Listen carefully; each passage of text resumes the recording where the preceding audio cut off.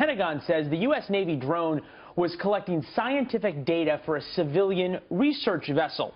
The U.S. has now filed a formal diplomatic complaint with China asking for the drone's return. Of course, this is just a few hours ahead of President Obama's news conference happening at the White House. In the meantime, joining us now, Asia analyst Gordon Chang, author of Nuclear Showdown, North Korea Takes on the World. He's also author of a book, The Coming Collapse of China. Gordon, you say this is more serious, that this is an act of war. Why? Well, this is an act of war because the Chinese have seized U.S. naval property. Now, they tried to do this in March 2009 when the Chinese harassed the Impeccable, another unarmed U.S. Navy reconnaissance vessel. That was in the South China Sea. Fortunately, they were unable to do that. But they've also harassed the Bowditch, which is the ship from which this drone was seized. The Bowditch was interfered with in September 2002 in the Yellow Sea. And the Chinese state media said that they actually rammed the Bowditch. Now, I don't think that that's true, but there's so little information about it. However, whether you seize a drone or an aircraft carrier, the principle is the same. This is an act of piracy. It's an act of war against the United States. What should the president say? The president should get in front of the podium, look into the camera, and say that the United States will use all elements of its power to obtain the return of this drone. And if the Chinese don't send it back immediately, we need to start to impose costs on China.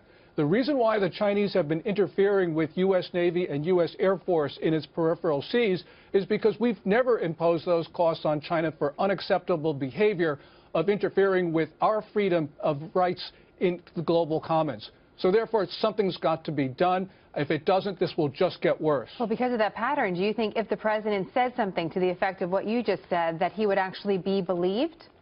I actually think at this point the Chinese don't believe whatever we say, and so that's why we actually have to do things. The Chinese are not going to get serious until we show them that we are, and so therefore this is a problem. It's going to get worse, and at this point we just cannot allow countries to grab U.S. assets in international water. So let's take a step back, though. This is if we look over the last several weeks of news, you have the Chinese sending planes around Taiwan after Donald Trump had that phone call with the Taiwanese president.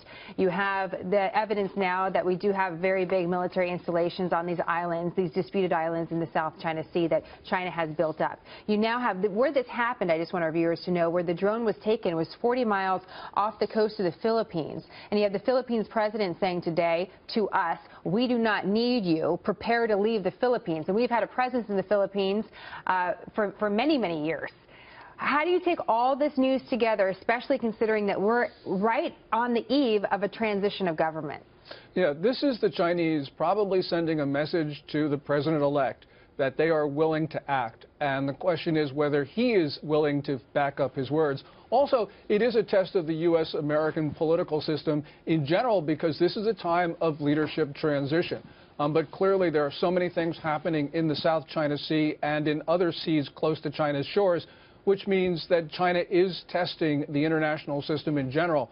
You know, these are these points in history that are inflection points where they see our reactions, and if they don't believe that we are firm in defending our principles, our friends and allies, and our own interests, this situation will just get worse.